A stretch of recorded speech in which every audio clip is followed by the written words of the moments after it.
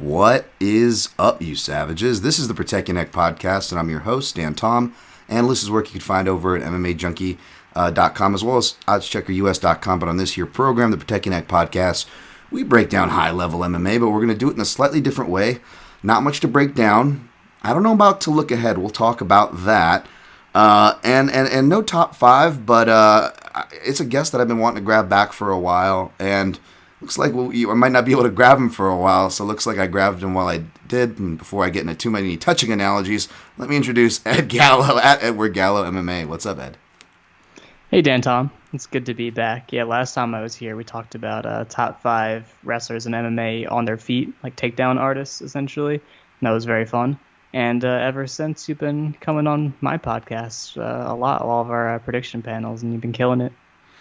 Thanks, man. I appreciate it. I feel like some of my rogue selections haven't, went well since that one. That was 188, almost 100 episodes later. Ed planned it that way to steal a line from him. But yeah, my guy DC has since then not become my guy. He's went in like this complete different corporate direction. You guys tried to warn me that his style, his stylistic fighting style, perhaps foreboded the coming apart at the seams, right? That you could criticize him toward the end there, and sure enough, I don't want to start this podcast by trashing my guy DC, but it was something I remember on that podcast that was just funny. Mm-hmm. But that's why we got to get people in here, because you can't have just my voice beating my listeners over the head all the time. You got to have some discussion, which is, of course, you guys know Ed from the Fight Site, which we'll touch on here in a second, and Ed's involvement here in the second. But that's one of the things I like about your guys' shows and your discussion panels. As crazy as they can be, you get you get different voices, different opinions. You guys aren't afraid to take the piss out of each other. And as I often do with my own rants or topics that I like to dive into, and I said this off air, so I'll keep it transparent here, is like I always stop myself in my head, and I'm like, I bet you there's someone in the Fight Site that specializes in what I'm talking about that can explain it a lot better and not fuck it up like I'm probably doing. So I bring you guys Ed Gallo. I specialize in being correct, so you're right that there is always somebody, and it's me every time. I can always do it better. Well, you're going to be doing retiring, or MMA retiring, air quotes here. You're going to retire on top. It's definitely an MMA retirement. Yes, yeah. It's not a real one. Just an extended hiatus. Just life piled up on me, and I just do not have the time to put out content like I've been doing. I mean, I went very strong for over 3 years, like at least one thing every week. So a lot of weeks, multiple things. Pretty high quality, I would say. It was an insane run, but I'll be back at it before long. But for now, I just need to pump the brakes and let some of my talented coworkers take over for a bit and do their thing, and they're already on it. I think the content it's coming. It's just it's not me, which I know it's not as good. I get it. I'm the best, but you'll learn to appreciate everyone else too. Yeah, man, it's gonna be weird. It's like Charles Xavier and Magneto. It's like that Passover. But now, if neither of them are running the show, who's gonna run? Of course, I'm shouts to Kyle McLaughlin there, but yeah, man, no, that it's necessary. So I don't want to mischaracterize and lump it in, and appropriate the topic here, but like, by using the word burnout, because with your situation, you don't have to get into it or anything. Like you just, life's legit, man. You got to focus on more important stuff, which there is more important stuff than this MMA space, folks. But it is hard to keep up that rate, because you guys over there at the Fight Site, if you guys aren't already supporting them on Patreon, it's really cheap to do so, and they have a lot of content. But especially if you are, you guys can see their library of content there. Like, there's a ton of stuff, and it's not all Ed, obviously, but a lot of it is. If you look at like the last year, especially certain series, which we'll talk about here, especially like your scoring series and stuff like that.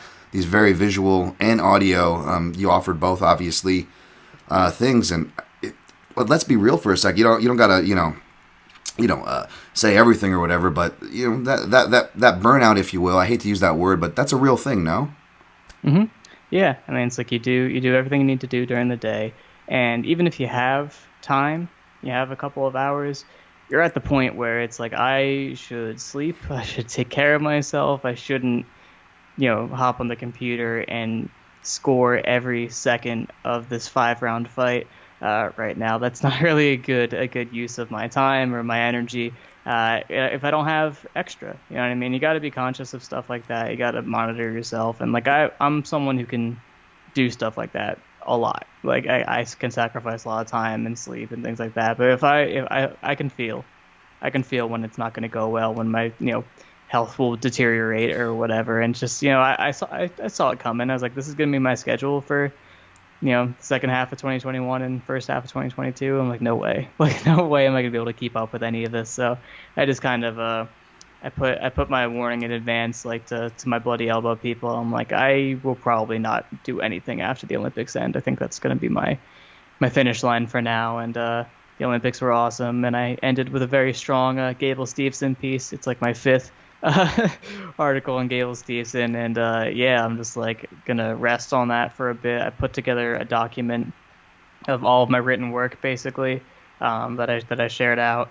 It's just like a little table of contents. You can just like, oh, did I ever write about Jaden Cox or Khabib or whoever I want to read something about? You can just do your little search function and type in the name, and you'll probably find something.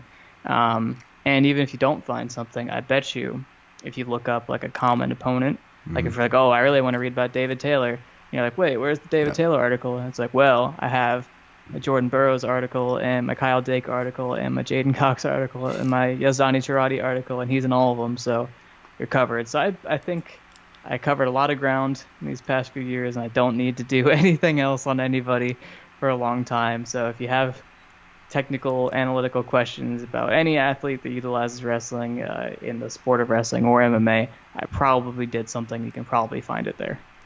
Yeah, we'll touch on Gabe there in a second too, but you did, man, and you must have been pulling your hair out. I forget what it was the other day, but I believe it was a folk style against a Greco style, but everybody was trying to point out that it was no, and they kept saying Greco versus freestyle, and I know that those things must still just drive you up the wall when I'm glad I missed whatever this is. Yeah, when the broadcast makes those distinctions. Oh no, I think it might have been the Guido O'Madsen, where they were saying, O'Madsen was Olympic wrestler. You're like, yes, but I think maybe they're like, yes, but he was Greco. Whereas they're like, yeah, but it's different than freestyle. And I'm like, it is, but you guys are saying it as if Clay was a freestyle wrestler, when I'm pretty sure his experience was just folk style in college. He was like a junior college wrestler 20 years ago. Yeah, but they made it a freestyle versus a Greco thing. And that became the narrative, and I'm like, ooh, Ed Gallo must be pulling his hair out. Sorry, sorry to share that with you, because you could have been spared. I was pulling my hair out because that fight sucked, not because of that. There's that too. Yeah, definitely. But it's man, okay. Madsen's been through a lot recently. I was happy to see him pull it off. True, man, very true. But no, man, you've done a fantastic job, and there is plenty of great people over there at the fight site and talented people, to kind of ease the helm, and that's good, man. That's something that I wish I could do, and I probably should do, despite my excuse, not excuse, but reasoning I've given and give you behind the scenes, just essentially that I'm too invested and I gambled on myself a little too hard, and even though the space obviously could frustrate me and many, I'm still very lucky to be where I'm at, and even though I burned plenty of bridges with my damn opinions and honesty, I'm still not at a completely you know what I'm saying? We forgive a lot of monsters in society, so perhaps I would have to do some really bad stuff, but you know what I mean? I can still make some hay, I guess. So it's I gambled on myself. I'm here. Sure, I'm having breakdowns, and I tell way too much of myself personally, publicly, whether it's through my account or my podcast, but it's got to be someone, I guess. Gotta express yourself, Dan. Never hold back. Yeah. Overshare. I think it was Fernando was saying, I was on her show, she's just like, the people that are gonna like you are gonna really like you. I was like, the way I just framed it was a very backhanded compliment. That's not, I'm sure, how she meant it, but there's truth to that, I guess. So I appreciate you guys being here, and there are a lot of shared things, a lot of shared quirks. Thankfully, I wouldn't dare lump you or Connor Rebush or Zane Simon or any of the other people or analysts I respect with me, Tumen, but we all have definitely quirks about ourselves, and that perhaps endear ourselves to one another, as weird or crazy as we can be, right? So I appreciate I'm definitely crazy for sure. Yeah, I'm with you too. I'm with you. Weird and crazy, and creepy. And that's what I attract. Apparently, with like through my Amazon click through. Thank you guys for mixedmartialanalyst.com. You click through the Amazon banner there. I'm going to take down the other banner. I think it's just not worth it, especially with the person promote. Especially, I mean, the next thing you know, it's on it, but the next thing you know, the price probably like on it in Victor Myson, and I'm like, do I really need that affiliate banner on there? Like, I like the plant-based protein, but can I trust that now? I don't know what's coming from. Sorry. See, this is why I'm not going to get sponsorships. No, Ed, this is why I can't get sponsorships. Look how I talk about my affiliates, right? I'm like, sorry. It's okay. We're sponsored by a company that makes gis, and I disrespect the gi constantly. So if they were listening, they would care, but maybe not. True. Oh my goodness. Oh jeez, that's a whole nother area. Speaking of gis, I defer to Matt Joya. He's got the best gi content on Twitter, folks. He loves it. Yes, he will show you what the real deal is. I love it. But this podcast is going to be a bit fast and loose. Again, it was like not even for the guests, which I wouldn't even have asked. Truth be told, I probably wouldn't even have asked Ed, to be honest, if I knew that. I knew he was he's stepping away from writing and stuff. He's talked about before. And it's kind of like an off week. I think everybody's brain is kind of mush, because the UFC is like, I used to like get so stressed out, and because I used to plan so much for the off weeks because we got so little bit. I'm like, okay, I'm gonna get my dog appointments done, I'm gonna get my doctor appointments done, I'm gonna get this done for my car, I'm gonna work on my vehicle, I'm gonna, and then I would stress myself out because it would all, come Thursday, I would have half of it done, and I'm already looking ahead to next week, and I'm like, fuck the machine, it never stops, Shawshank. And now it's like there's so few UFC off weeks, and I'm still, my beat is also Contender Series and Bellator. Which is fun. Two different organizations. We'll talk about that, by the way. That when these off weeks sneak up on us, folks, and Ed, feel free to weigh in here. I don't even like catch them anymore. I'm like, what? It's an off week? Where am I? What year is it? See, we have different definitions of off weeks because for you have to cover events that are happening. True. I can do whatever I want. So I consider the Smith versus Spann card to be an off week. The Barboza-Chikadze card was partially an off week. Sure. Just, there have been a lot of cards lately that I'm like, we don't need to say a word about this. Like, I just do not feel it's necessary, and we can talk about other things, or we can do nothing, or whatever. And that's the freedom of being tiny. and that ties into like what I was talking about, because I think you have to pick and choose your spots, Shout out to Gorgeous George and Goes. They always give me too kind on the plugs, but I want to give them a plug because it's apropos here by MMA Junkie Radio, or support them on Patreon as well. If you're over there on the fight site, you can type in the Triple G show for them. But on the MMA Junkie Radio show, they were. And have you watched this Contender Series this season at all, Ed? No. Okay. Well, they added this one facet into the show, where they have like watch parties that they'll cut to that they pre-plan for the fighters. Does that sound familiar? Have you seen any of this talk about this season? A little bit. But I heard they don't do it as well as the fight site does. You can't even see the people in the fight at the same time. No, it's like they'll cut away and like, this is the person's party, like when there's the reaction of them reading the decision. And it'll be like some pre-fight party, and you'll see like a bunch of people, mainly no masks, I think, there'll be like one or two, they're all getting together, getting crazy, and like one of them, sometimes it's really lame, sometimes it's like a cute little quaint family, sometimes like, people like tossing beers, like it was like, they knew the camera was on and they're playing it up, like they were doing everything but like punching each other like it was a hardcore show. And Gorgeous Church and Goes were talking about like, what would your after party, or what would your party shot be?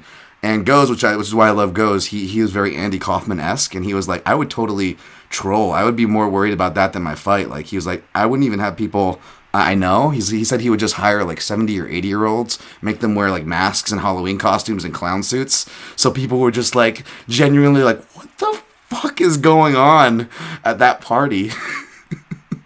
So I guess I'm curious, Ed, if you're on Contender Series, which is a very real possibility, Ed. I've seen you move around, and with the way this is going to tie into what we're going to talk about with the way the UFC is recruiting its talent. Like, let's be honest, you are a couple can victories away from getting on a Contender Series. Let's hypothetically say that happens, okay? Ed's in his future. He's teaching, he's coaching wrestling. It's his own little here comes the boom story, right? Here comes the Gallo, and he's on Contender Series. What do you do? Are you a family guy, Ed? Do you genuinely set up your family together for it, or do you do something a little fun? Do you God forbid let Ben Cohn from the Fight Site put it together and see what he does? How does that go? People are always trying to do stuff for me. I'm like a very low key person. I don't like to be celebrated. I don't like. It's funny that I enjoy attention so much online and like to put myself out there online, because in real life I don't like attention at all. I don't want anyone to look at me or talk to me. Mm-hmm. I'm very embarrassed by my family, very embarrassed by my friends, but I birthdays were weird for you as a kid, let me guess, right? You really they're still awkward. Weird for me. Yeah, same, yeah. But yeah, I would probably tell them like don't do anything. I would like an empty room, just cut to nobody, and then just toasty. Of course they would. Yeah, just toasty. They would probably put something together or something.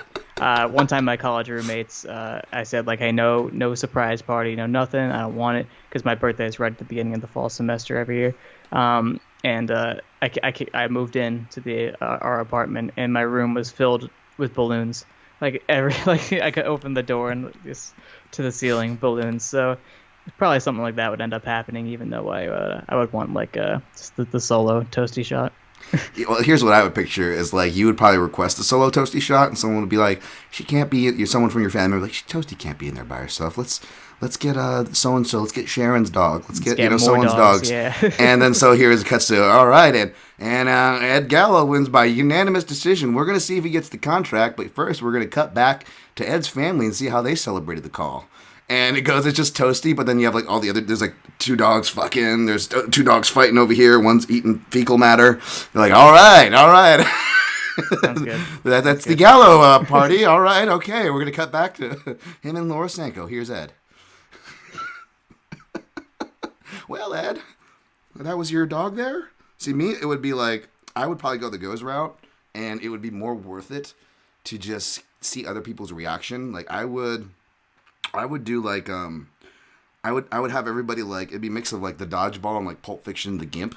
It'd be like a Gimp party, and maybe like if you get committed people, you have them do a breakaway suit so like the cameras can settle in, because I got to imagine if it's too wild, the producers are gonna be like, even if this person wins, there's lines of coke going on. We can't cut, don't cut to this camera. So I'd have to make sure they'd be like keeping it chill, and then when it goes to the live camera. Then they do the breakaway suit, and they all start doing the robot and Gimp costumes, and then it would just cut back into like Laura Sanko just like, okay, all right, so you're giving away all your ideas here. It's why not? It's the most entertaining part of the Contender Series this season, Ed. Have you seen how they're just signing everybody, even if you don't win? I heard that. And it must be really annoying for all the people in previous seasons, like Brandon Loughnane, who had a great fight and won. And Anthony really Romero, good, that kid looked great. Mm-hmm.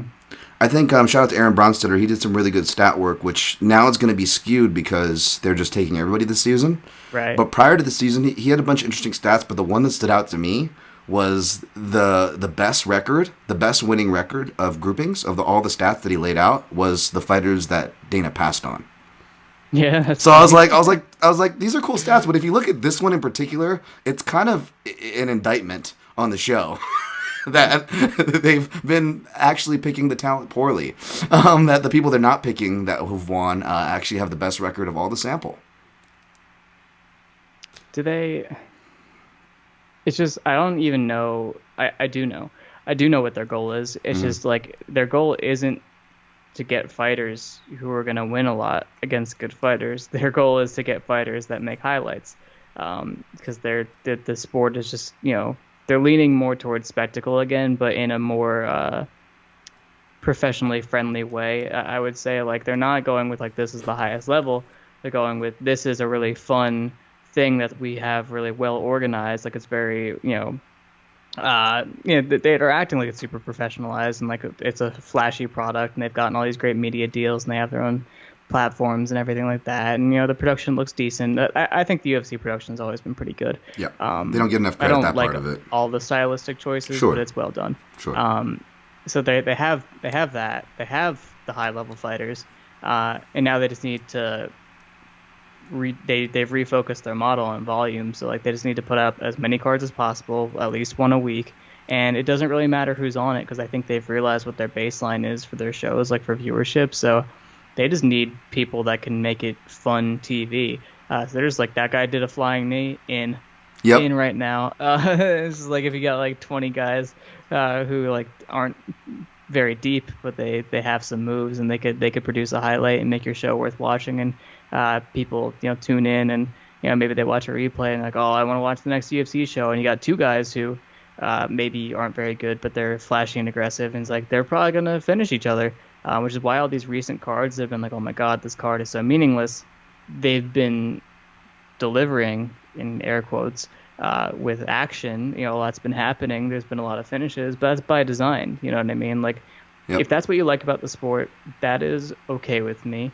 But I think you should understand that happening is making things harder for the people who are just really high level in the sport, because it's the money's being distributed poorly.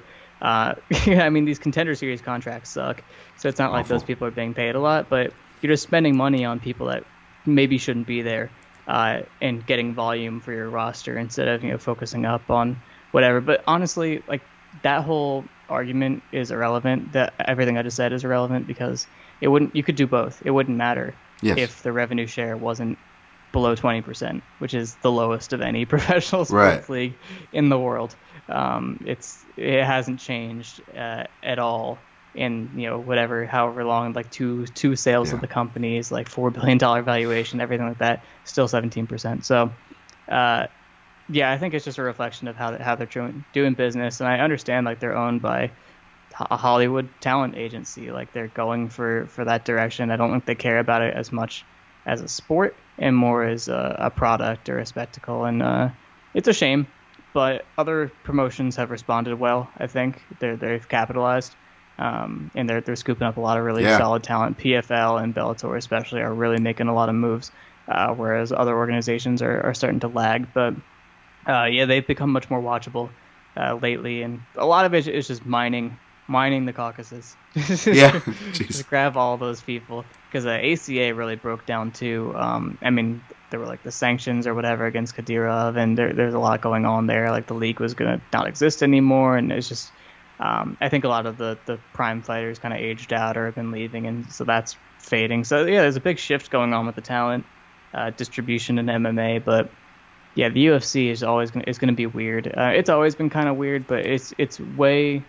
Shriram and I had an entire podcast where we talked about the parity has changed. Like, you don't have the same distribution of talent you did before. The best guys are still there, pretty much unanimously. Like, the best guy in every division is the best guy, and the best woman in every division is the best woman. But there are just a lot more people who are below what you would consider a baseline level for what you would want to be like a UFC level fighter. Right. And it's just so weird, because like, They make these gimmicky decisions, and they'll like really put a lot into Mickey Gall. Like, they really want Mickey Gall to do well, and they take their time with him, and they set him up for fights he can win. And they're really putting a lot of time into him. But like, they'll let like Sergio Pettis walk. They'll let a lot of their top ranked guys walk, and they'll let Jimmy Rivera go. And it's just like, he's not even a boring fighter. Like, he's a very exciting fighter. He has nothing but bangers.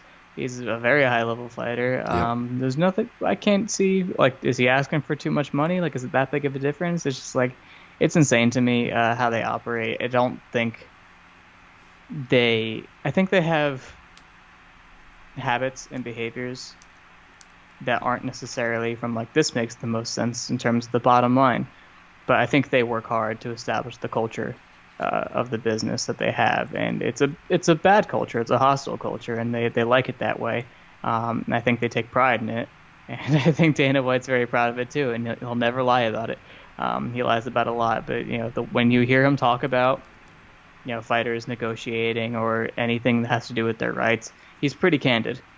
but he doesn't give a shit. Yeah, So and what do you call us, goofs or scumbags for talking about fighter pay? Which any media member who's bringing up fighter pay is a scumbag. And it brings up that whole narrative, which is a whole nother thing. But yeah, no, I agree with everything you said there, and it's just like I think two things. One, I definitely want to touch on like as trying to be more aware of my own biases and something I try very hard at.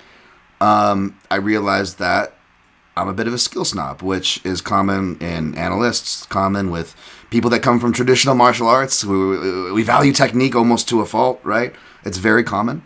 However, I do feel a little less bad about being a skill snob and wish other people were more of a skill snob in reference to what we're talking about, right? Whether it was the promotion and how they're going about business or the fan and what they demand, because the fans, oddly enough, even though a lot less in the classic Dana Claus days, so to speak, I would still venture to say that the fans mean more to Dana than the fighters or the media. So when the promotion and the fans are on the same page, it can be very dangerous as far as those narratives that we were just kind of talking about and voicing. But I wrote a paper recently for school about it was like, because my courses are about teaching, so it was like talk about understanding, like talk about something that you understand really well and how you came to understand it. And I wrote about analyzing MMA because I'm like, I do that pretty well, and I know my story pretty well of how I arrived at this point. And part of teaching for understanding is knowing why. Like, why are we learning this? Why is this important? Sure. Like for social studies, for history, for example, it's about being able to make informed decisions. You want to be aware, and you want to understand history, and you want to understand context, so you can look at what's in front of you and make a decision, make a good decision, have good behaviors that are informed and educated. So people vote with their wallet, right? They vote with their viewership. Yep. So if you don't know what's good, and you don't know what's going on as much, you don't know like what's the business model is, and you're just someone that is casual and you want to be entertained. You like it's novelty to you. Like you like when someone gets knocked out with a spinning back fist. You don't really care too much what happened before that, or why it happened, right, or who it happened to, or anything like that. So and the UFC knows that. And it makes perfect sense. But that's why the fighters need to advocate for themselves, because the business is never going to be incentivized to care about them. They have to force the point, and they don't. Or they leave, No, totally. And that's the problem is that, there's the obvious argument, it's the brand over the fighters. And that existed, and there's very smart people who were calling that coming from over a decade ago. We saw that, right? And we saw what it was for, because it was for a purpose, just like the uniforms. They sell, they get the Fox, they get the ESPN, they get the buyout, so on and so forth. So now you have the brand. You have the brand backed and confirmed by being on a big network, which is ESPN. And so now you just need to fill the content. And it's just like fishing with what you were talking. I was thinking of a fishing analogy. It's like you can either really find a really sweet spot. You can actually care about what kind of fish you want to get, set out, find a spot, whether it's a shore side, a pier, cast in, and you're casting with a pole to fish, or you can get a big fucking net, a speedboat, just stick it below the water and say, gun it. And that's what they're doing now. That's essentially the roster. And that's a crude analogy, but it's kind of correct, right? Yeah, they're content farming, content fishing, whatever you want to call it. Because like you said, Ed, in that net, you're still going to get highlight finishes. You're still going to eventually net the biggest fish. This is why they continually have the like you said, the best person objectively in each division, right? So they're going to check those boxes, and how I think how it interplays with today, and perhaps, at least my sensibilities, and perhaps an analyst sensibilities like yourself shares it, where outside of sports, it's this culture where, and I'm not saying this because I legit have, ADD, but it's just like this ADD culture where we're so trained, between the way movies are and highlights and sports, and it's just been training us to it's just the highlight. It's like you said, it's not about how or who or what. And that's the more annoying part about these fighters not advocating themselves, or the pay structure therein, is that there should be a separate bonus. Like, there should be more bonuses. They've proven that they can give more bonuses. They can give more than $50,000. They've been proving that for over a decade.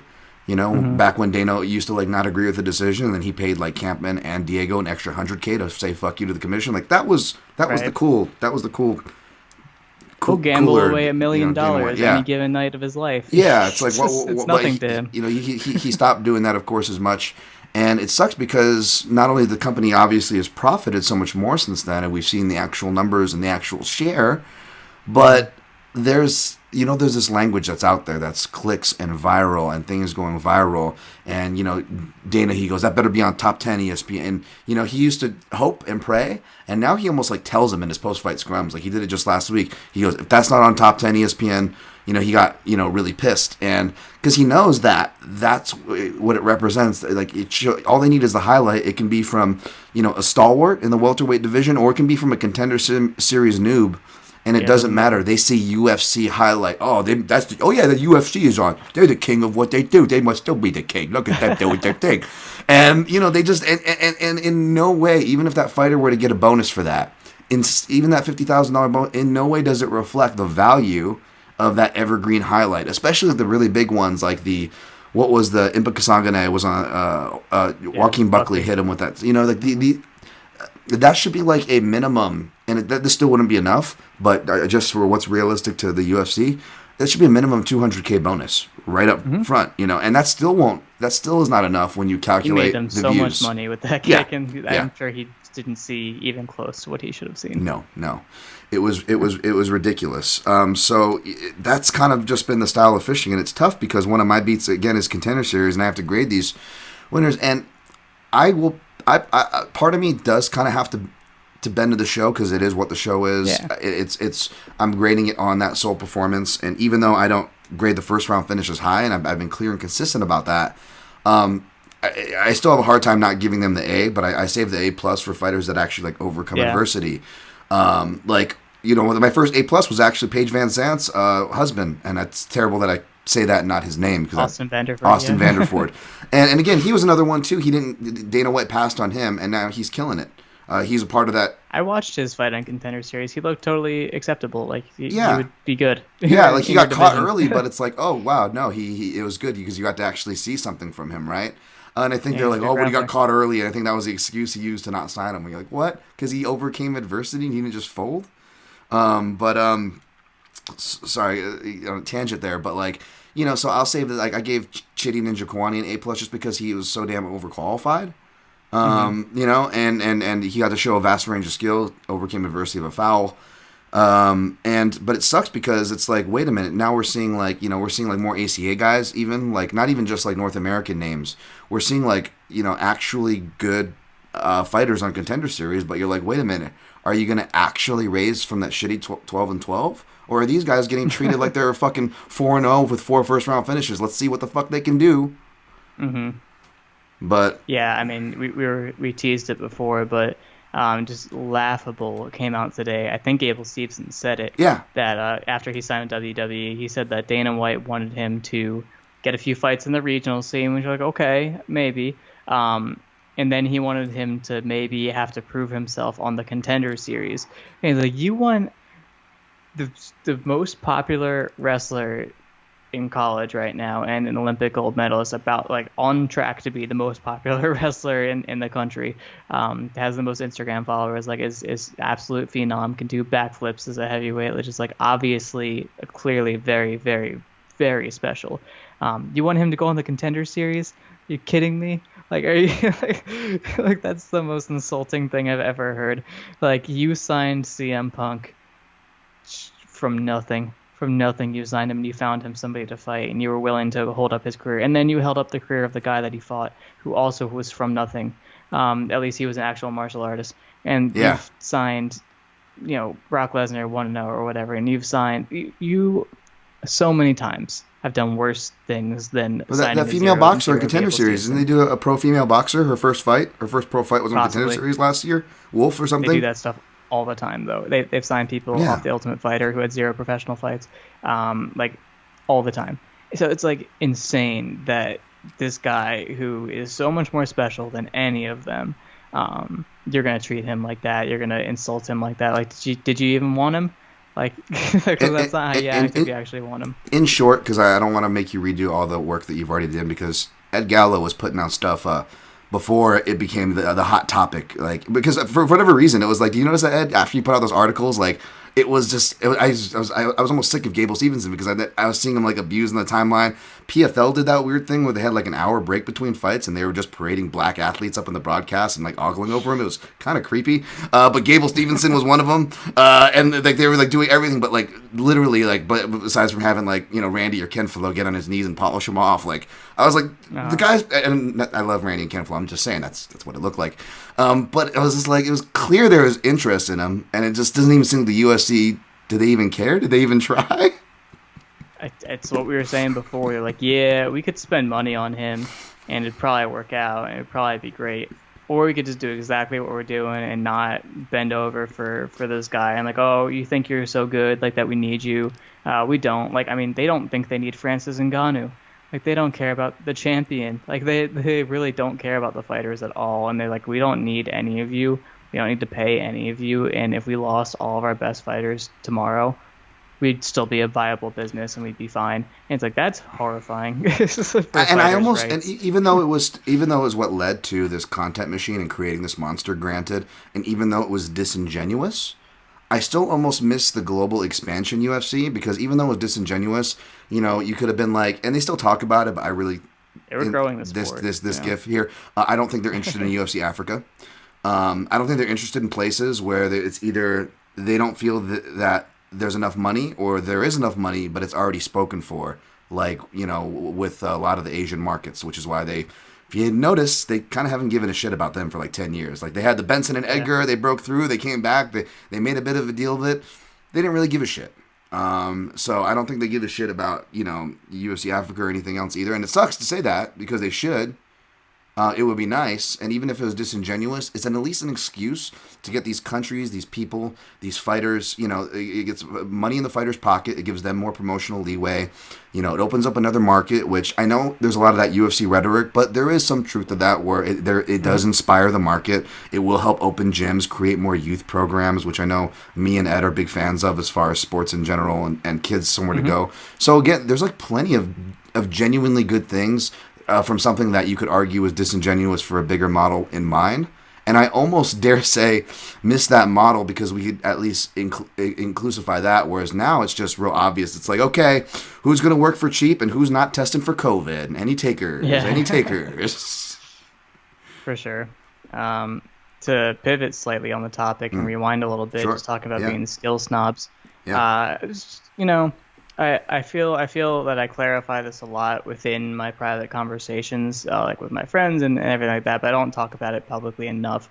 Just like where I stand and where, you know, most of the fight site stands about what you would consider a lower level fighter or low level MMA. I just really feel the need to clarify that I know that what I consider like a low level UFC fighter, they're very good at fighting. Right. This stuff is so hard. Yes. It's so hard. Like, you know, I've known that from the start, because I trained before I was really a fan. Right. And, you know, just being a little more immersed in training recently, and, you know, like getting involved in like, you know, my friend Trayvon is a fighter, like his friend Cameron has been fighting. I've been like getting a little more involved in like being invested in people who are just starting out, amateurs, stuff like that. Ben just had his first amateur fight. Yeah.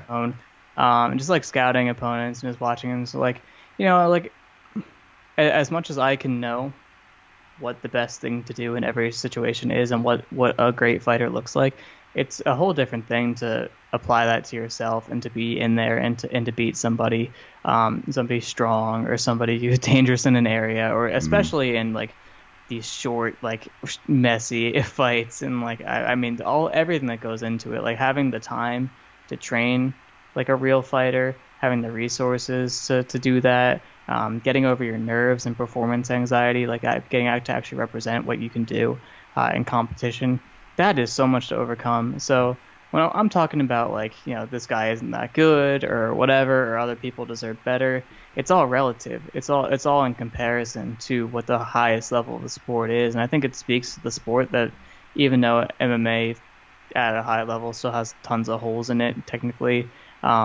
they're so good. They're really amazing, and the fighters that really get on my nerves are the ones that I know they have all the ability to train like professionals, and they have it all in front of them, and there aren't really any huge barriers, and then they're still making huge mistakes or not doing whatever. That's who I try to drag, because they don't have an excuse. Like, you should be the best you can be.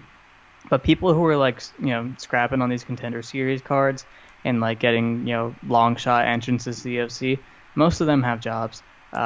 Most of them have jobs. It's pretty insane that they train the way they do.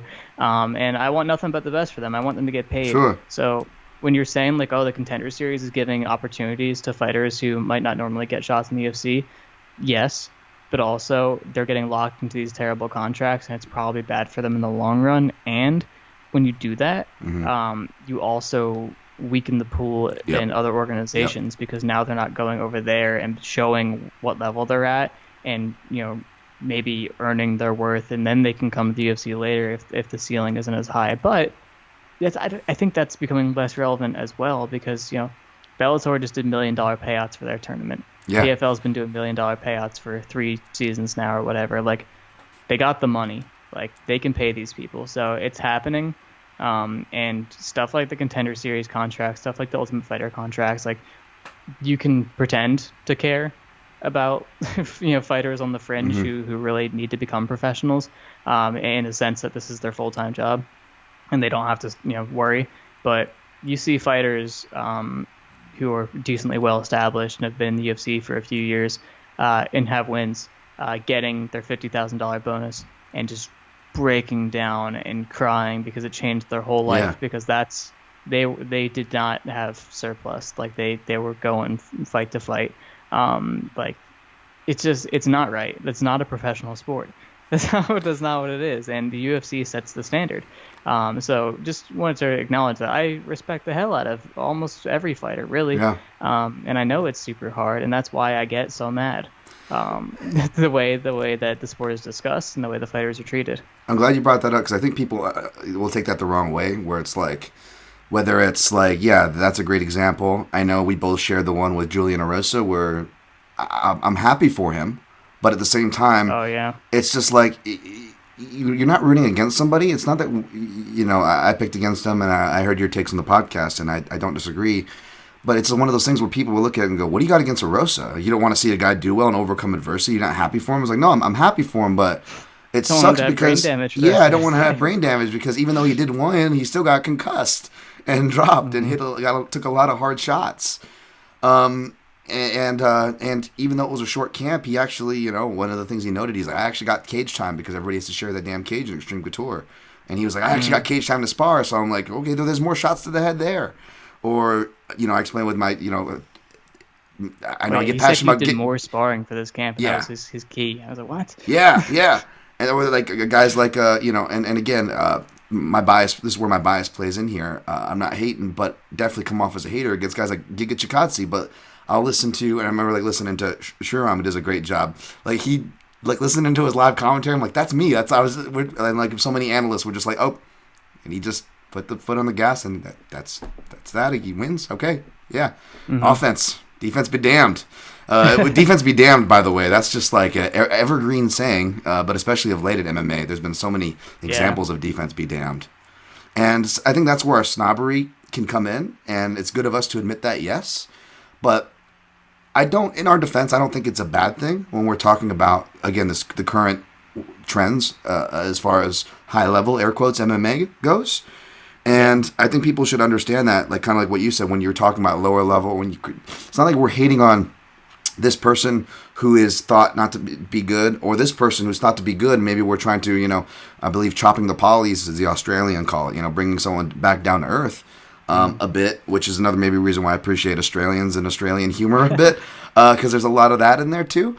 But it's more that, and I think that a lot of times we can. And I talked about this in my last podcast, is that we can almost, I don't want to say make the same mistake, because in our defense there's factual grounding and good to what we're trying to do, but we can almost make the mistake of almost overcorrecting the steering wheel with our skill snobbery, or when we're trying to, I'm sure with you trying to like, I feel bad for guys like you and Sean Sheehan who do the best job in the space, by the way, at explaining scoring. So I want to commend you for that.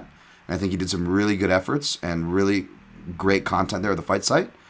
But I'm sure it must get crazy, right? Because you find yourself just saying damage so damn much because people just can't hear it, right? Or they can't go read it for themselves. And you know, which I wanted to talk to you about as far as the judges, because I think that the judges may overcorrect it at times, and we can talk about that because you're the person to talk to about that with. But just back to our skill snobbery, our biases in that department. I, like you, will readily admit them. I don't think we've ever had a problem with that.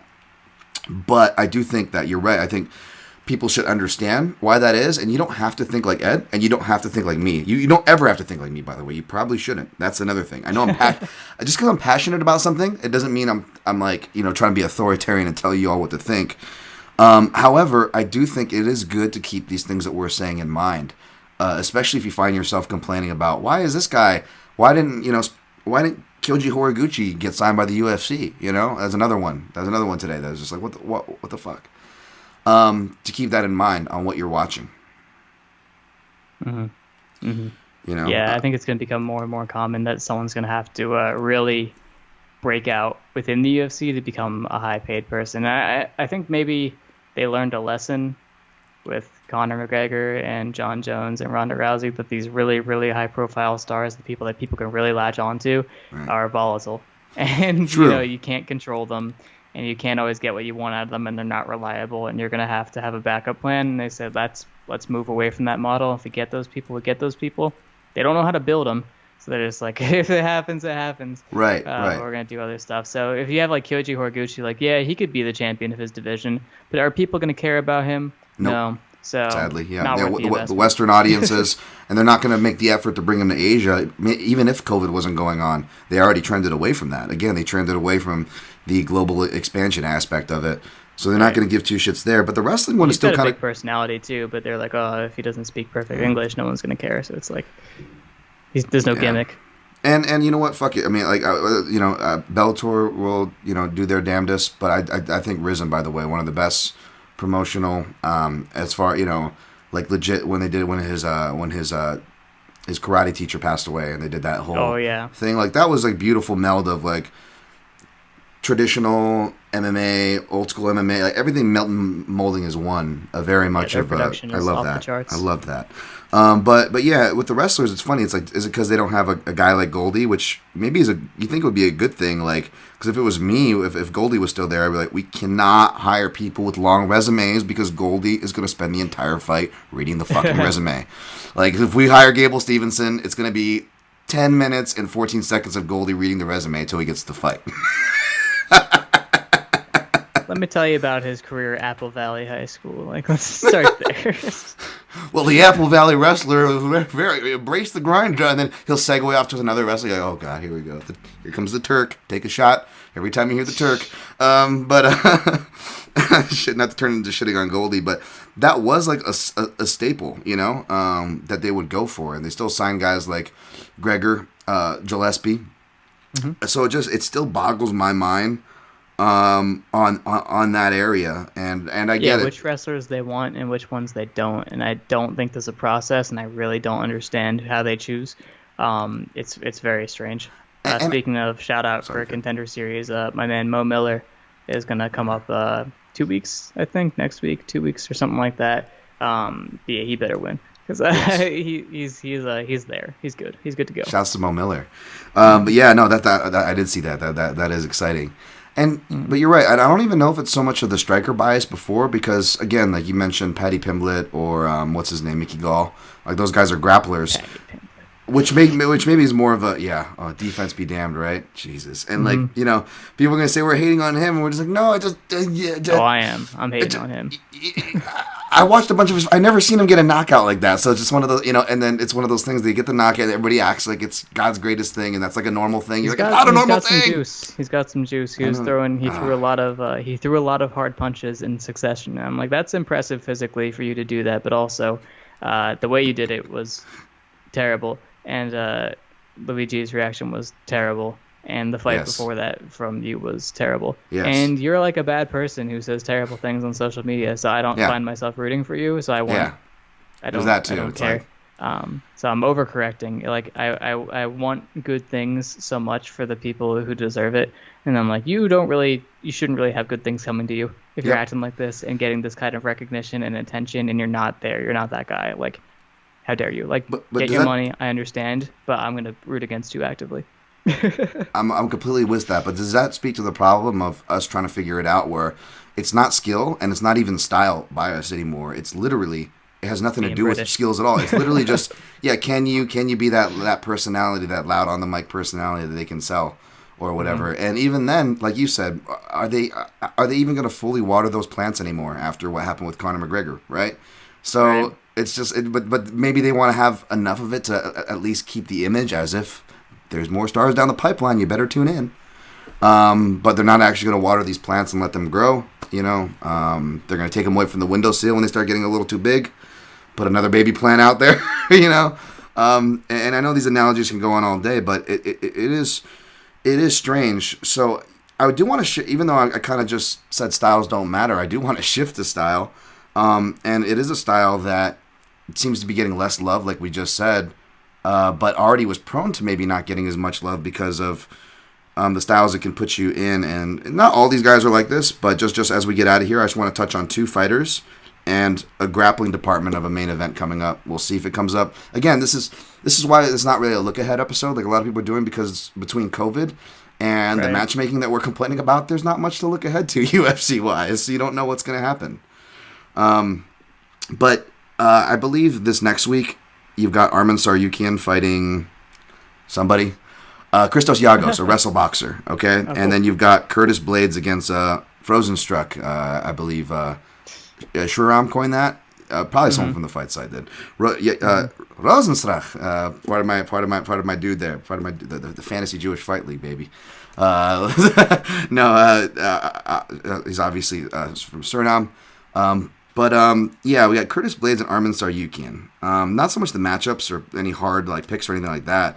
I'm guessing they're just big favorites in both their matchups without looking at it. I know my man Hal wants to lay some serious chalk on Arman just because he just feels like it's a lock. But what do you think of? We'll start with Arman Tsarukyan. What do you think of his skills and ceilings? I know it doesn't matter because he's in lightweight, so he's not North American, so he will go nowhere. He will move laterally. Aside from that, though, just judging by his skill, what do you think of him? Yeah, he's all right.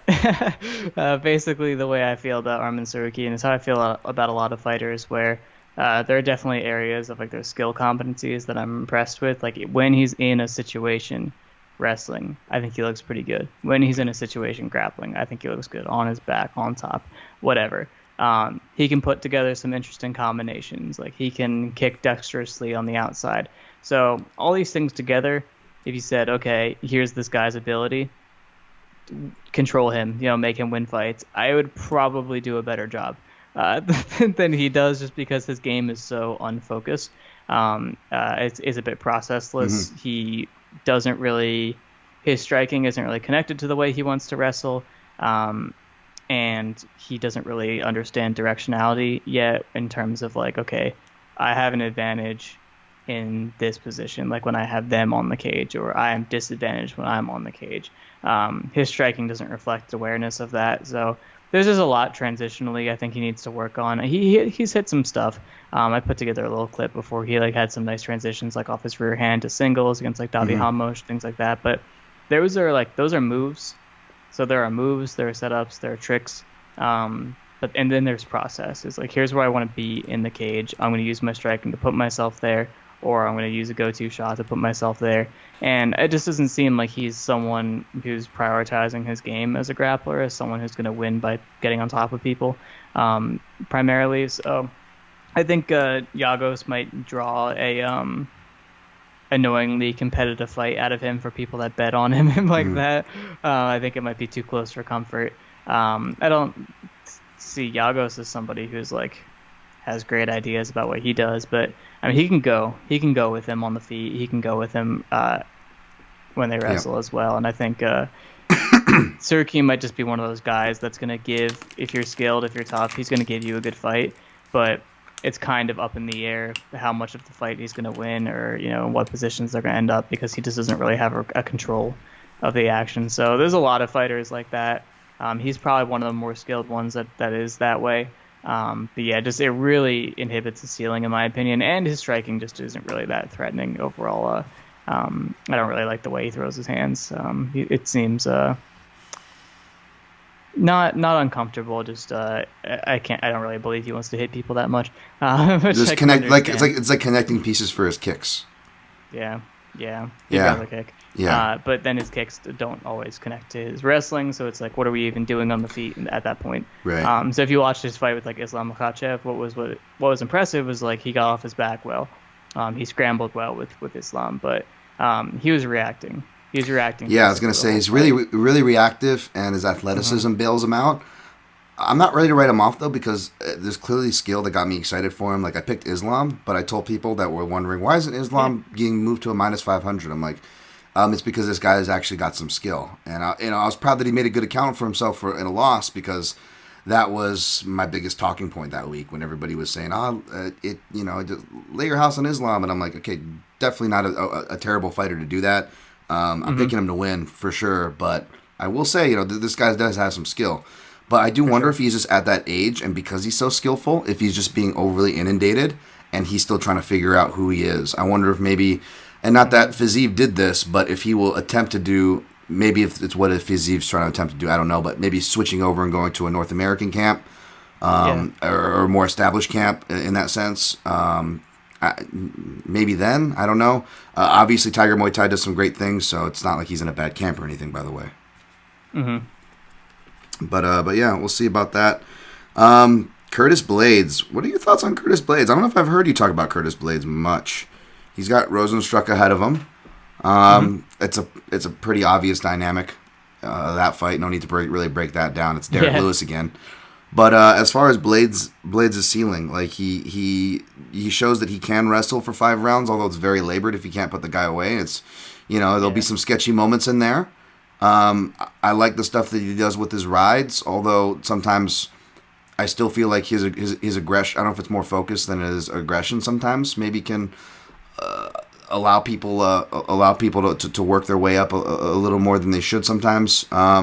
And striking, it's like, if I recall, he was doing some good things and looking improved on the feet against Lewis, which I know it's not saying a lot, but he was, for what he was doing, I think it was better than he's done before, if memory serves. But then, of course, he runs into, even with that, as a guy with a big head, not hating Curtis, even with that big head of his, he could still be knocked out at heavyweight. For sure. He's getting hit by the biggest hitters in the sport, no big deal. But yeah, no, I really like Curtis. I've been in interviews with him. Like he was on my panel about like racism. That's right. That was a great panel. And people have for the fight really side. like He's that. been interviewed a couple times actually. So That's right. And we have a relationship with Sean Nice. Madden, who was one of the striking coaches Yeah, at Sean's the Elevation man. that worked with him a lot. So I definitely have bias in terms of being favorable to Curtis Blaydes, and I did write an article about him. So like in comparison to all the stuff I just said about Tsarukyan, he's a fighter that does have a process. Like he's a fighter that does have a very clear idea of here's how I want to get where I want to get. But in a similar way of them kind of being opposites. It doesn't run as deep. You know what I mean? It's a pretty simple game. On the feet, he's pretty much just 1-2s. And what he learned to become more effective with that was basically feinting, stutter stepping, level changing, and to all the different ways you can manipulate a 1-2 entry. He learned, and he's able to use them pretty well. And he really he flusters a lot of these heavyweights on the feet, just because he can control entries really well because he's faster and he can cover distance better, and he's big and he's got long arms and he throws hard. Like Junior Dos Santos, like he had him whiffing on counters and he knocked him out. Plus, with the level changing of his combinations, he could be throwing body. He doesn't really do it, but he does. Is this the double threat of, is this the double? Is this the body punch? Is this an overhand? What is this? Is this his right hand coming in from a ducked position? So it's really, really simple stuff, but it's like essential if you want to be a wrestler in MMA and you want to throw your rear hand. This is how you have to do it. So I always admired how he did that, all the different ways that Yeah. he played with people's reactions with his entries and used that to set up that he's got a good outside shot. You know what I mean? He's got this good double he can hit from Yeah. space, run people through and either put him on the cage and now we're wrestling on the cage, or he can finish it outright. Or he can come to an upper body position on the cage and finish there. Like he's got that big, like high on the chest back arch that he hits, that Matt return that he likes. So yeah, he's got a pretty simple game, and like you said, he can ride, he can put damage on people on top, so it all works together. Problem is, he's committed to his process, and he's like, okay, I need to strike for a certain amount of time, but eventually I got to shoot, right? He's just not that comfortable yet. So I think that's what you saw in the Derek Lewis fight, was that everything he was doing was working. Everything was working. Nothing was going wrong. Derek Lewis wasn't getting anything done. He's like, eventually I have to shoot. He's gonna counter me, right? Like I can't just keep doing this. Like he didn't believe that it was going to keep working. I think he got anxious. I think he got nervous about it, and switched things up. And you know, I feel like 9 out of 10 times you can get away with just one naked level change, because you've hit so many level changes already. It's like, how does he know which one's the takedown? But he did know. Derek Lewis has some pretty good eyes, I would say, to see that. He's got to be fearless and not care about anything else that was going on and just look at that and see that. But yeah, people saw that and they're like, oh, he didn't set up a shot. Like, it's just funny that you all notice that now, but you don't notice that he set up every other shot he's ever taken in his entire life, except for this one. It's just the irony. Really annoying. The analyst ironies that they've been popping up. They pop up and they get us, and people, I don't think they get that. They're like, oh, what is this guy? And I actually picked Derek Lewis not so much to do that. I think he was going to just capitalize on Blaydes tired, because Lewis hard to finish, or at least on the ground, surprisingly. Most people have more success standing with him. But Blaydes is a guy I rarely pick against. I like him. I picked him over Ngannou both times to beat him, Sorry. I know. I'm a big fan. I'm a big fan of Blaydes.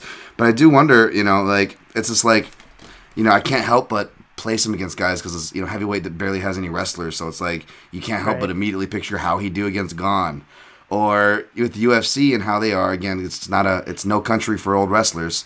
It's like, and I know he's been outspoken about pay before, and Curtis is a pretty honest dude, which is why I like him a lot.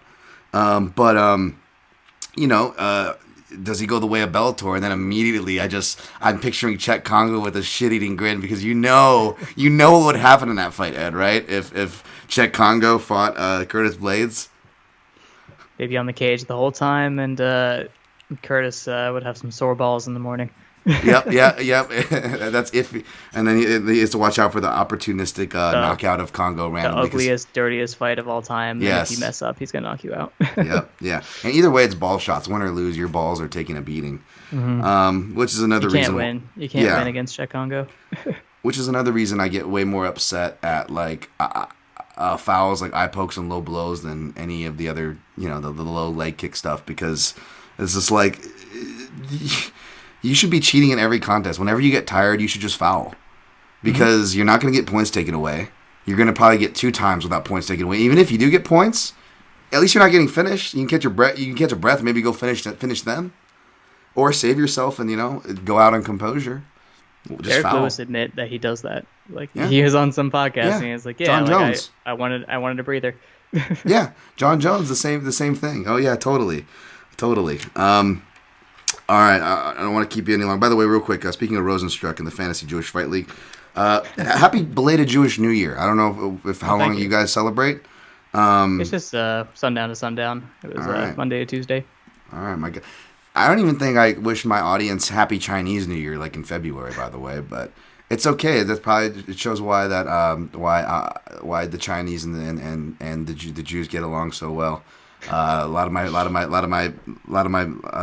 best friends and stuff growing up, family friends are Jewish people, so it's funny, man. There's a lot of I don't know. At least I see a lot of similarities, and I agree. I'm bad with the New Year's though. Like, I didn't even remember my own Chinese New Year, and I remember that it was the Jewish New Year. That's just how I'm wired. Go figure.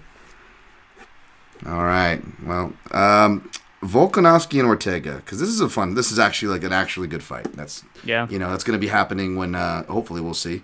as you take a breather from the space. That one's got to get you excited, huh? Do you have any thoughts you want to share before we get out of here on that one? I'm pretty nervous about it, actually. Okay.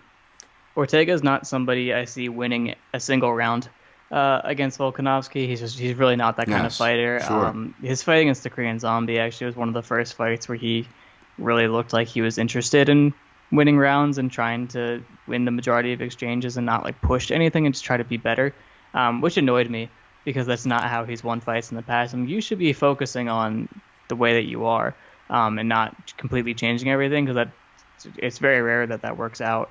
It's like Pedro Munoz point fighting. Yeah. I think he got scared off of his approach there. I think that was probably an in-fight thing that happened. But with Ortega, this is pretty clearly like a reprogramming, trying to change his style because he did take a career's worth of damage against Max Holloway. Sure. But that didn't happen because he's a pressure fighter. It happened because his defense wasn't good. Like you can have good defense and be a pressure fighter, but he said, nope, I'm an outfighter now. This is the safe way to fight. I'm like, maybe. But, Korean Zombie isn't the best guy to fully test that against. The Korean Zombie did a much better job as the counter fighter against like Dan Ige, for example. So I think people might misunderstand what that matchup was and why it was so flattering to Ortega for him to fight that way. But I digress. So with him being more counter focused now and being more back foot focused, I think that really puts pressure on Volkanovski to be the one putting up volume and scoring. And I think there's also Volkanovski is so strong mentally that I don't see him becoming anxious about like having to widen the gap and make his lead bigger. Because that definitely happens to fighters. Like someone who recently did not fall into this trap was Leon Edwards, and it drove me up a freaking wall against Nate Diaz that he did not push his advantage because it was just so obvious. Like it's like you could do a lot in a lot of these situations, and there's clearly no repercussions. Like you could have, when he leans over, he bends over, and he's sideways, kick him, just throw a kick. You're good at it. It's just like that drives me crazy. But Leon did not care, and it almost didn't work out for him. But that's a personality trait of his as a fighter. It's like you cannot annoy him into trying harder. He'll try exactly as hard as he needs to.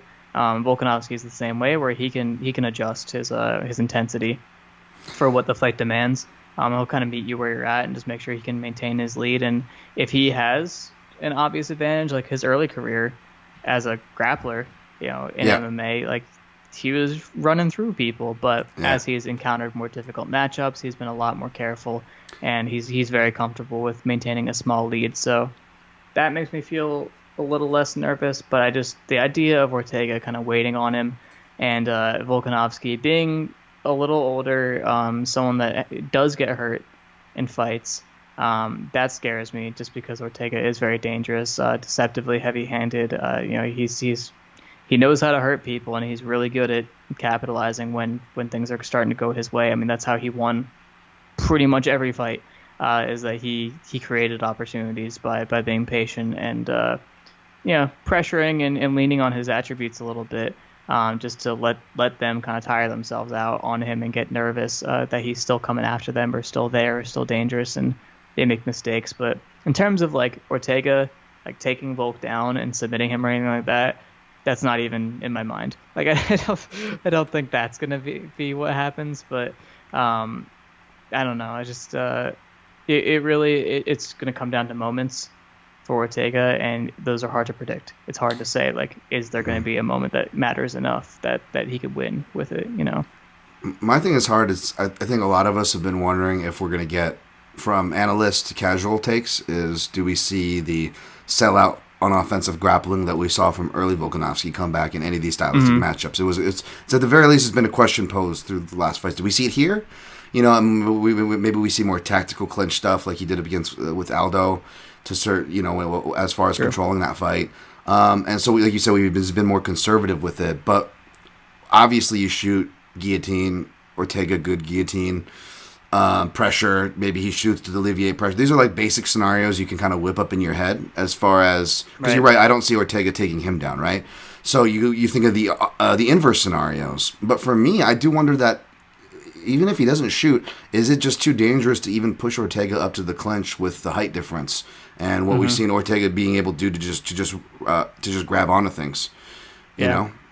What we saw, like Derek Minner versus what was it, TJ Laramie. It's a very similar, not level or style, but you got guy really good at guillotines getting pushed up against the fence against short, stocky guy who is used to controlling guys grappling wise, and there's a little bit too much comfort there, right? And you could see, even though Volkanovski's smart, he also has that rugby, that Australian edge, like, oh, I'm gonna show you who's who, and maybe you settle down, maybe there's a big flurry, all right, settle down now, and he tries to, push him against I don't know why, like, Volkanovski talks like that while he fights, apparently, but, maybe he pushes him against the fence, and then, it's a latch on, and then maybe he doesn't get it, but Volkanovski has to go to his side, and then he uses the guillotine to sweep, and then maybe he doesn't get the guillotine, but now he's on top punching, and then he turns, gives his back, and it's a rear naked. I mean, yeah. And that's how Ortega wins, granted. Like you said, those moments are harder to predict.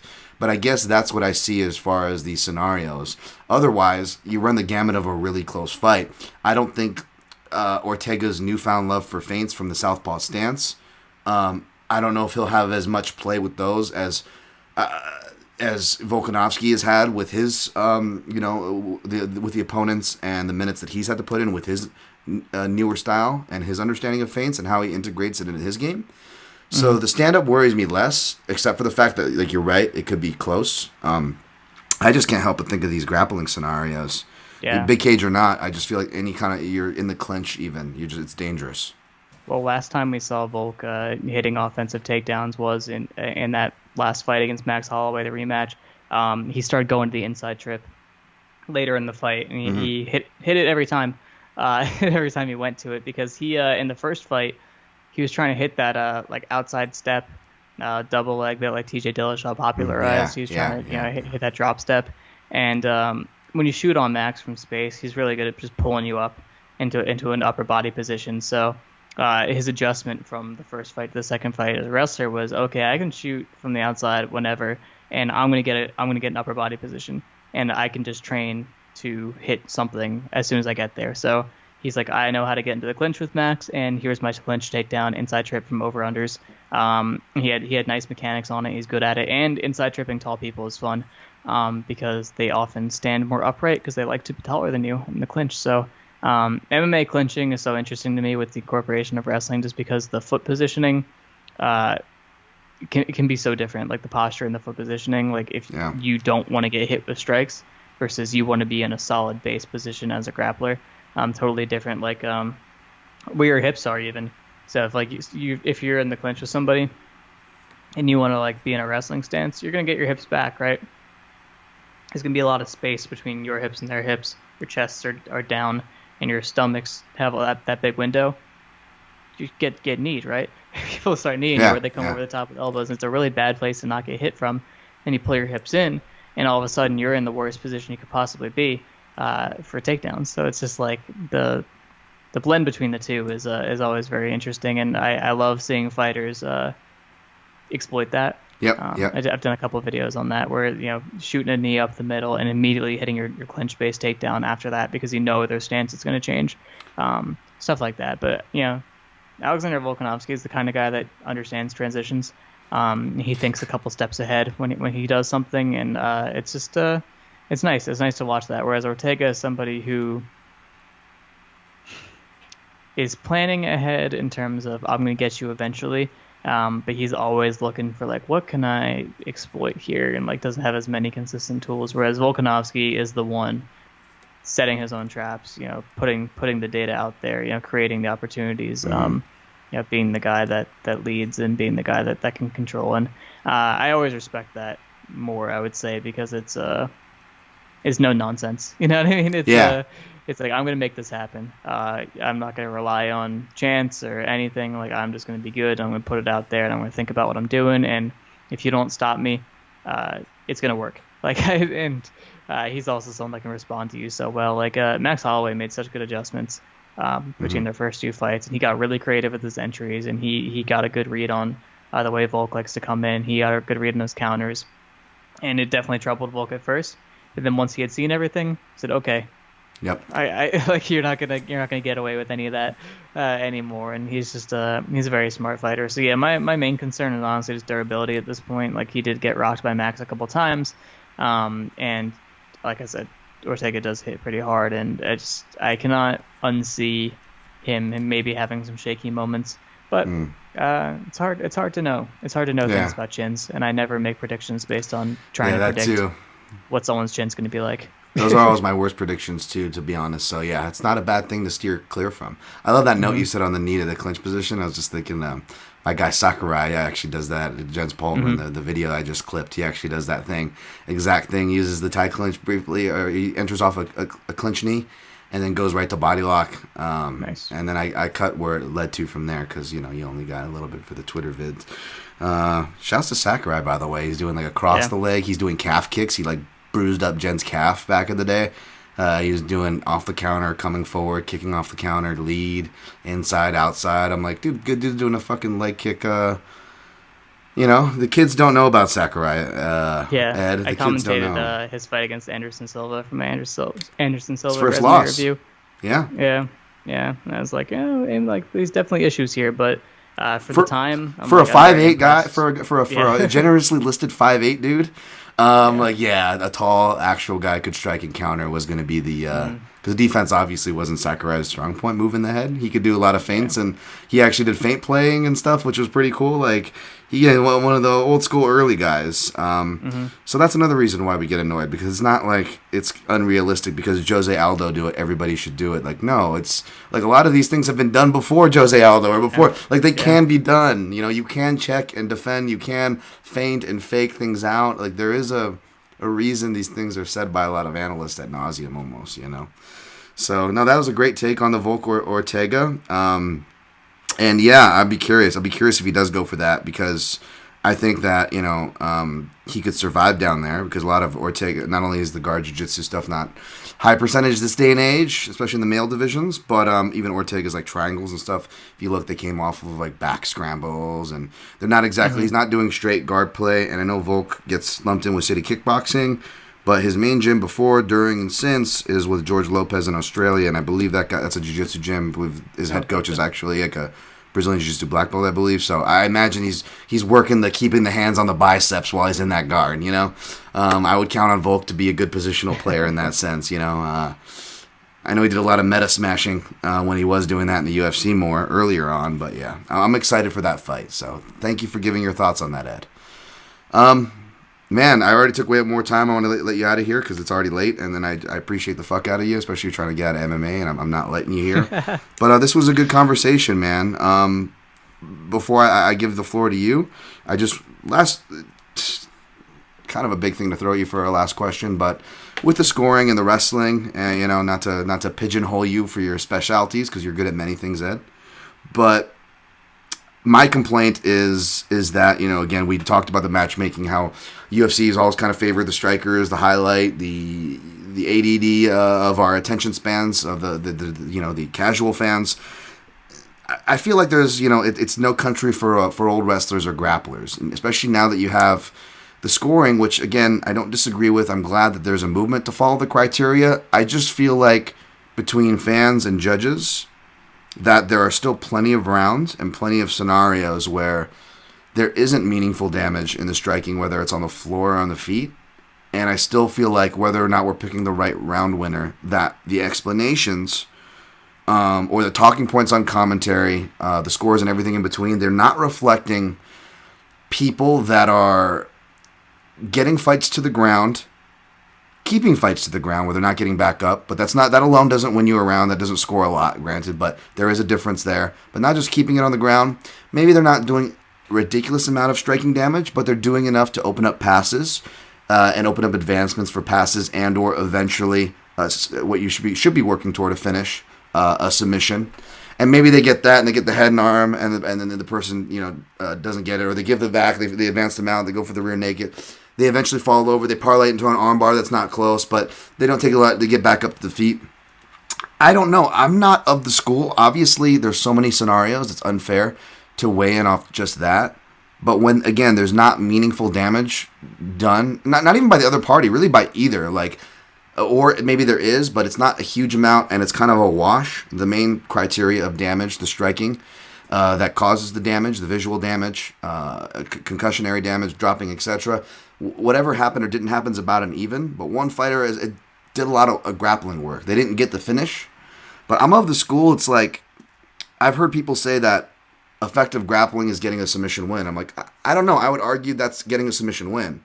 Effective grappling, like many things in the criteria, which is problematic, it's up to our own interpretation, which is a huge problem.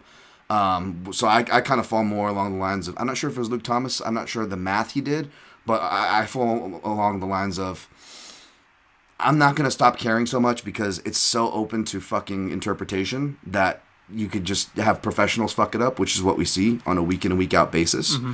But I still feel like that the meaningful grappling part is still the biggest misinterpreted. Now, I appreciate that we're correcting away from the days of late takedown got around, which still permeates with commentators like DC. And DC called himself out on it. Credit to him. But still, it's still a problem, right? So what do you make of that? I know I threw a lot at you. Yeah, no. It's funny, like, we're correcting, right? So, like, I'm always railing against, like, oh, this control didn't score, this takedown didn't score, this stuff didn't score. You have to understand that because most people still think that things that don't score do. Just like having a position or did you get the takedown? Like, if a takedown is damaging, then yeah, it should count for a lot. If you are passing and landing and threatening submissions, even if they're not super close, I think that should be weighed in a similar fashion to not super meaningful striking exchange that you win. You know what I mean? It should be adding towards you winning the round or you coming close to winning the round. You know what I mean? As long as you're doing stuff. But yeah, it's like if we were on the feet for a minute and you beat me up decent, you hit me hard a few times. It was relatively competitive, but you clearly got the better than me and you landed significant shots. And then I hit a super duck and I take your back, and I just hold seatbelt for 4 minutes, and that's what happens. The person that did damage should win the round because I didn't attempt a submission. I didn't do anything. You know what I mean? It's like, even if I like kind of try to fish for rear naked chokes the whole time, if they weren't close, like, it's not the same. So that's hard for people to deal with just because it's like the time. It's like, oh my God, like so much more time happened in this position. But like, you have to weigh what actually matters in a fight. What's contributing towards a finish? Hitting somebody in the face or like not really coming close to a choke, you know? See, and that's where it gets kind of sketchy because I know I've been guilty of that before too. But I will say, I feel like if the back control, if the person wins the striking within the first minute, if they win it big, obviously, then definitely shouldn't be a question. They should win the round regardless of the 4 minutes back control. Totally agree. But I do feel like it's harder for people to understand that point you made, Ed, if it happens in that order. Whereas where I know I've been on the right side of this, where I think it was Miranda Maverick versus Jillian Robertson round 2, where the 4 minutes of back control happened up front of the round, right? But they're not able to get off damage. They didn't really get close to a choke. And then Miranda Maverick shakes off Jillian Robertson in like the last minute and just starts unloading on strikes. Now, I was against it giving Yana Kunitskaya the round over Ketlin Vieira, even though she produced blood, because it was literally 2 grazing shots at the last second. That did it. And it was just you got lucky. Like, some people just bruise up and mark up no matter what. Like, Chandler's got to really, you look at him, or Darren Elkins, they're just going to start bleeding. So, that's another thing where damage is tricky too. But neither here nor there. The point is, I feel like if the back control happens up front and the person fights out of it, and this shouldn't matter, but I think subconsciously part of us, the reason why, for example, I scored it for the person, Miranda Maverick, because it was, she showed that not only did the person didn't do damage or with the submission or get the submission off, but this person showed the ability to fight out of a bad spot and end the round. And I know we're not scoring things Japanese style, but there are reasons why you can steal the round toward the end of a round, because it's human. There's a subconscious human factor to that. And consciously, I think we do weigh who got the last word, right, in an argument. It's who got the last word, right? So who got the last word in a round? There is language in the scoring criteria that kind of reinforces that. Like in terms of the impact criteria, like impactful striking and impactful grappling. Impact is supposed to be, about contributing to the finish of the fight. And one of the things they say to look for impact is how much something affected the other fighter. So if you're like visibly dejected, like if the momentum is very clearly visibly shifting, that actually counts. Yes. So you could put a lot of stock into that, the way it's phrased, which is slippery, but no, but I'm so glad you put that, because I feel like it's an unspoken thing, but I feel like people who have fought or really understand fighting can see that second narrative. Yeah. There's the visual narrative of what we're seeing, but there's that unspoken one. And exactly, because in the 2 fights I cite, the Kunitskaya Vieira, you've got blood and visual aesthetic damage. But in the flurry that Miranda Maverick, and why she won the round in my opinion, despite getting controlled for most of it, was because not only does she finish strong and she lands flurry against the cage, but Robertson, she almost looked she didn't like shake step or drop. That would be more obvious to a judge or a casual fan, but it was like, she almost looked like she wanted to drop. She looked like she didn't want to be there. She looked physically dejected. Mode. She was hurt. And I was like, that is the and I'm like, that's the closest up till that point, and what would eventually be through the whole fight. That was the closest the fight got to being ended on either side. Right. So that should weigh. Count for a lot. Should count for a lot, exactly. So it's not that I'm against stealing a round or against giving a round over massive control time. Obviously, damage is the priority. I just feel like it's easier to understand certain times on certain scenarios, but then maybe not, because even though Miranda Maverick fights herself out of the bad position, she didn't create blood or get a knockdown, and some people will be like, well, not enough damage, I'm going to give it to the back control person. It gets slippery there. It's like, I don't know about that. But we agree, so there's no disagreement there. I guess my worry is that, you fight to the fighting surface, right?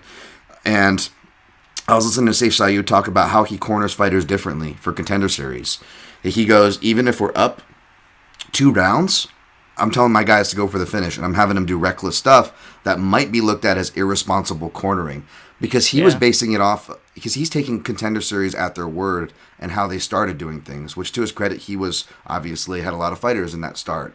But it makes me worried, though. I'm like, I hope Coach Saif is adjusted, because he just did this interview and just said that. But what we just talked about, how they're matchmaking, it's like, I hope these coaches are adjusting their processes, because now you're really going to be getting your fighter into some shit if you're telling him to go for finishes, when he could be getting fucking signed anyways with a boring decision or a loss with how, Warm Bodies U, shout out to Wes Colvin, as he calls the Contender Series, Warm Bodies University. But it makes me so it's not us being sensitive. These things, rules, fighting surfaces, criterias affect the sport. So I guess that is just my one caution in this movement, is I do worry that, from more metrics, from selling points, marketing, highlights, ESPN, they're not doing a submission for the top 10. There's a lot of biases against grappling already. I wonder if we're just really is it mixed martial arts, or it is Ultimate Fighting Championships. I guess UFC's got it right then, maybe over than MMA, because everything is it's a fight. It's a fight, So I don't know. That's just my thought. I hear you. It's tough to balance everything. I figured the wrestling guy would stand harder for wrestling here. Now, no. I think wrestling is its own reward. Yes. You take somebody down, you're in a position to score, and it's harder for them to score on you. So use that, and it doesn't matter if you getting the fight to where you should have it is scored, because that's not the point. The point of taking someone down isn't to score from taking them down. The point is to be able to do things that you want to do, because you're a grappler, allegedly.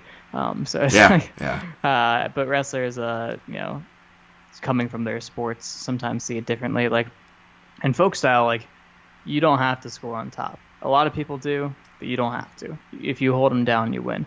So I can definitely see a lot of American wrestlers feeling that way. Freestyle, you don't really need to score on top either. You could end the match really quickly if you score on top, but you also can just do nothing and be back on your feet pretty soon, and then you score by taking them down again. Also, or kill time in the round and wait till it ends, and then stamp it, which happens a lot too. I understand mentally where there might be a disconnect, especially if you had an entire lifetime catering to one rule set. But in terms of the scoring, I don't think they need to do anything to make it better for wrestlers again, because it's its own reward, and they should just be prioritizing doing things that score once they take people down. Or it's kind of asking a lot. prioritize takedowns that are damaging. It's not impossible. You know what I mean? True. But it's probably easier just to get them down and then do the damage after. Yeah. If anything, hopefully it'll make the silver lining is maybe it'll make people fight more efficiently, right? On what techniques they use, when they sell out for it, and making it count. Because it's not so much wrestlers here; it's more just grapplers. If your way is to win by submission, well, you're gonna have to be smart to go about it because you're either gonna win by submission or you have to understand that your style may not be great, be loved by the judges and whatnot. So it's just going to hopefully make people fight more efficiently. Ed, the age of grapplers who don't have good ground and pound games, I hope that goes away because it doesn't really have a place in the modern game anymore. We are seeing more leg drag ground and pound. Fights. Yeah. Chitty Ninja Kiwani showed some off, which is great. KC controls, the you wrestlers kind of call it there, the KC control variations, But man, this was awesome, Ed. I feel bad I've kept you so late. So we got to everything I wanted to get to. This was a fun conversation. Hopefully people enjoy this for some weekend listening or for a week off. And dude, I'm gonna be bummed to not be hearing you as much, Ed. But I completely understand, and I completely sign off in sentiment that you've got a strong stable of talent over there at the fight site. I will continue to support. I stress to my listeners to continue to support good work. Anywhere, and you can find good work at the fight site. There's plenty of people that are talented, more talented than me, folks. Please go check it out, thefight-site.com. Ed, I know I just kind of stole the plug, but please, the floor is yours, man. No, that's it pretty much. Yeah, I mean, you'll hear a little bit from me. I'll do the MMA podcast when I can. I have content planned, so you never, we were talking about it before we started, just when you're really busy, you don't really know when you're going to have the time, but when you do have the time, you're I'm going to use this to record something right now, and stuff happens. So I'm not saying I'm never going to do anything, within the next year, but it'll be a surprise when it does happen. So just follow me on Twitter at Edward Gallo MMA. That's where I put everything. Follow the fight site, just fightsite.com on Twitter. That's where everything will be as well. And then we'll link to our Patreon and where our podcasts are and our YouTube channel, and you'll find it all through Twitter. So if you're not on Twitter, you're probably less aware of me and you're less aware of the fight site. And I understand not wanting to be on Twitter. Yes. Or not liking it. I understand that but too. It's the most effective medium for what we do. And I think it's worth it. That was the hard part about me. If you DM me. he will. I think that was the hardest part about me trying to take a break from social media is because I still have to be on the most toxic and inundating one of all, pretty much, So that's tough. But yes, that is where you find Ed. Again, if you're watching visually, you can also see it below. I put his name tag is at Edward Gallo MMA. You can find me at Dan Tom MMA. And even though, again, it's not a fight site funeral, if you will, but for any kind of fight style send off, and this isn't, I don't know who coined this, but I'm going to shout again. Other analysts who you should listen before you listen to me. Phil McKenzie, amazing. Connor Rebish, amazing on heavy hands. But they refer to you guys as the vaping scooter gang. So no trumpet off, but I will vape you guys off. Wow, phrasing. That sounded really bad. I'm hitting the vape right now. That's what I'm putting in my mouth after that inappropriate phrasing for you audio listeners. But Ed, this one's for you, buddy. Do you say cheers? I don't even know. Cheers. There we go. And hopefully you guys enjoyed the show. Go support Ed and his comrades. And you know where to find my ass. I'll be around. I'll be around next week for a breakdown. Who knows? Talking too damn much as usual. So enjoy your guys' weekend. And always protect your neck.